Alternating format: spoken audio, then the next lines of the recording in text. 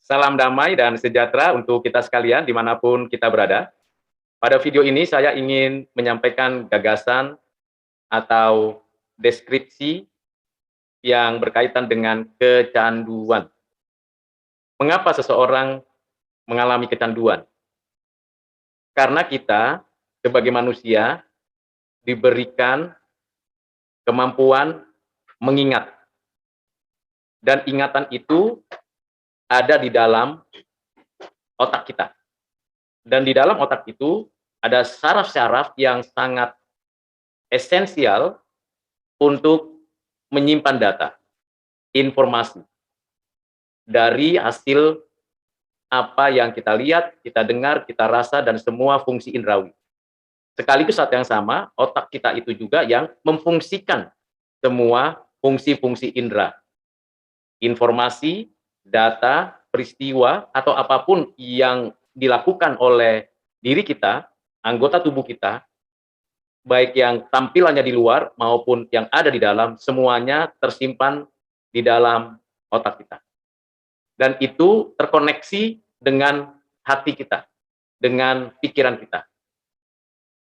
Ini hal yang menarik di dalam diri setiap orang. Ada unsur rohani yang di dalamnya tentunya ada pikiran, ada kehendak, ada afeksi, dan ada kebebasan. Ada unsur jasmania yang terdiri dari anggota-anggota tubuh kita, panca indera kita, yang semua diatur, dikendalikan oleh otak kita. Baik peredaran darah, kemudian semua gerakan kita, semua apa yang kita lakukan. Nah, ini menjadi sesuatu yang unik karena itu menyatu pada keberadaan kita. Ada tubuh dan ada jiwa kita, roh kita atau hati kita. Menyatu tidak terpisah. Kalau terpisah, maka itulah yang disebut kematian. Saudara yang kekasih di dalam Kristus, mengapa saya perlu mendudukkan persoalan atau penjelasan ini di awal?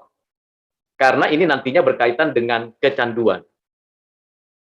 Kalau kita menyaksikan berbagai informasi di luar, di media, yang kita lakukan dengan sengaja maupun tidak, maka cepat atau lambat, informasi itu tersimpan di dalam otak kita.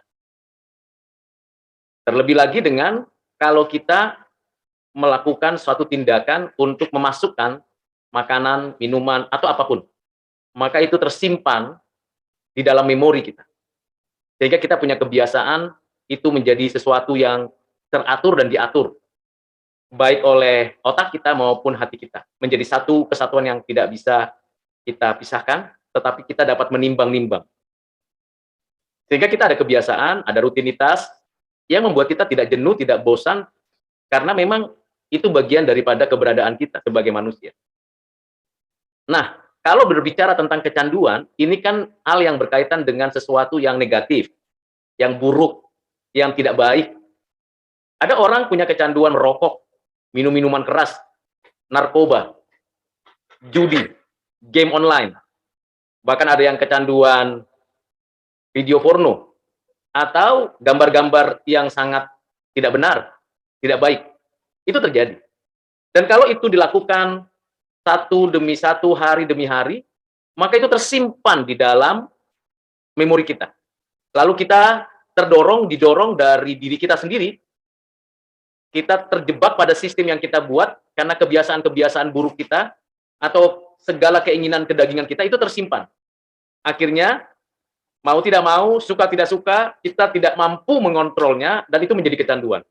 Sulit sekali melepaskan kalau sudah kecanduan. Kecanduan yang merusak, misalnya rokok, minum minuman keras, video porno, narkoba, game online, dan sebagainya. Ini menjadi kekuatan pada diri kita, lalu kita rasanya tidak enak, tidak nyaman, kalau kita tidak melakukan itu. Nah, ini artinya orang itu sedang kecanduan. Nah, kalau kecanduan itu tersimpan di dalam memori, dan memori itu membuat kekuatan besar untuk kita terdorong untuk melakukannya lagi dan lagi dan lagi, maka kita tenggelam pada kebiasaan buruk dan yang merusak diri. Tidak bisa kita lepas dengan kekuatan kita, dengan kemampuan kita karena kita melawan diri kita sendiri. Ini namanya musuh dalam diriku. Nah, bagaimana kita bisa lepas dari kecanduan itu? Tentu sederhananya kita mengatakan, ayo kita buat kebiasaan baik. Ayo kita tinggalkan hal-hal yang buruk, kita tolak sikap merokok dan sebagainya. Kita tidak mau lagi. Tetapi itu tidak mungkin terjadi karena kita sudah punya suatu memori untuk melakukan hal-hal buruk itu, kecanduan itu. Akhirnya jatuh lagi, berulang lagi, berulang lagi. Ada keinginan bebas lepas dari kecanduan merokok, kecanduan minum-minuman keras, kecanduan kebiasaan buruk yang lain. Tetapi tidak bisa kuat, tidak bisa lepas. Mengapa demikian? Karena di dalam pikiran kita, di dalam otak kita, itu selalu terdorong. Nah, Bapak Ibu Saudara, bagaimana kita membebaskan hal itu? Tentu tidak punya kekuatan lain. Mungkin ada orang yang melakukan terapi.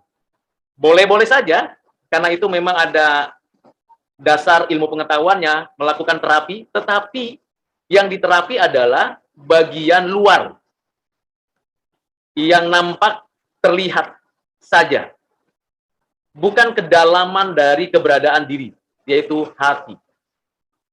Di dalam diri kita lah sebenarnya yang harus diperbaharui, ditransformasi. Dari sanalah kita akan dapat melawan berbagai kecanduan yang mungkin terjadi di dalam diri kita. Yang sudah terbiasa kita rasa itu sesuatu yang normal, yang biasa-biasa saja. Pada minggu ini kita mendapatkan informasi bahwa cukai untuk rokok ditinggikan pajaknya. Agar orang-orang yang biasa merokok itu, paling tidak ada orang yang tidak mau merokok, itu tidak menjadi rokok, menjadi sebuah benda yang membuat dirinya candu. Tapi apakah mungkin dengan cara seperti itu, orang tidak mau merokok lagi? Orang tidak mau melakukan hal yang merusak dirinya. Dengan menaikkan pajak, kalau kita katakan berhentikan atau tutup pabrik rokok, itu tidak logis, bukan? Lalu bagaimana kita melakukannya? Supaya tidak candu nih. Tidak mengalami kecanduan. Sederhananya adalah hati kita. Bagaimana kita punya hati mau meninggalkan kebiasaan buruk itu? Kita arahkan hati kita kepada hal yang baik, yang benar, yang suci. Dan kemudian kita isi hati kita, jangan kita kosongkan. Mengosongkan hati atau mengosongkan pikiran itu tidak menyelesaikan masalah. Atau kita coba usahakan kebiasaan-kebiasaan baik tanpa isi hati kita dengan hal yang penuh kuasa dan kekuatan. Apa itu? Kebenaran. Semakin kita mengisi hati kita dengan hal yang baik, yang benar, yang suci, semakin kita membangun kehidupan kita dengan perbuatan-perbuatan yang bermakna, maka kecanduan itu makin lama makin terkikis di dalam memori kita, dan kebiasaan kita yang buruk, yang tidak baik itu akan ditutup, atau bahkan digusur, atau bahkan disingkirkan dari memori di dalam otak kita dengan hal-hal yang baik, dengan hal-hal yang benar. Ini hal yang penting. Bagi kita orang Kristen yang percaya kepada karya Roh Kudus, dengan kita membaca firman, dengan kita tekun berdoa, dengan kita mengandalkan kuasa Tuhan, maka kecanduan itu akan segera berlalu. Kita tidak lagi terikat dengan sesuatu yang buruk, yang merusak diri. Merokok, minum minuman keras, narkoba, video porno, ataupun hal-hal yang najis lainnya. Saya dulu pernah merokok. Tetapi dengan komitmen dari hati, dengan pertolongan Roh Kudus, saya dimampukan oleh Tuhan bebas dari rokok. Dan bahkan saya bisa mengatakan saya menikmati hidup sekarang dengan penuh kebahagiaan tanpa rokok. Tidak perlu pusing mikirkan pajak rokok itu naik atau tidak terlalu lagi menggubris itu. Tetapi saya menyatakan bahwa adalah baik untuk tidak merokok. Karena itu sudah merusak tubuh dan merusak orang lain. Karena asapnya mengganggu orang lain. Dan merusak juga secara tidak langsung polusi udara. Bapak Ibu Saudara yang kasih dalam Kristus, ada banyak lagi kecanduan lain yang Tuhan berikan kepada saya pembebasan. Misalnya, saya candu untuk makan makanan yang penuh dengan kerakusan seperti itu. Ya kita harus yakinkan bahwa cukuplah sepiring itu. Jadi kita harus betul-betul membangun diri dengan kebiasaan-kebiasaan yang baik, yang suci, yang benar. Ada juga kecanduan misalnya nonton film kungfu. Kita harus bisa kontrol diri, jangan sampai berjam-jam, berseri-seri, lalu kemudian kita tidak bisa menahan diri. Ada juga kecanduan main game, TikTokan, dan sebagainya. Hal-hal yang tidak baik, yang tidak benar, yang tidak suci, itu tersimpan lebih cepat, lebih lama di dalam memori pikiran dan otak kita.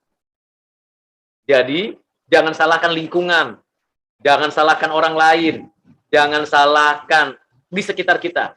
Kita yang harus self-control. Bagaimana kita bisa mengontrol diri? Andalkan Tuhan, berkomitmen dengan teguh, lakukan yang baik setiap hari, setiap saat, tak henti-hentinya. Maka, kecanduan pun akan lenyap dari kehidupan kita. Kiranya, apa yang saya sampaikan ini sebagai bagian daripada kepedulian saya untuk kita sekalian supaya bebas dari kecanduan. Tuhan Yesus memberkati kita. Amin.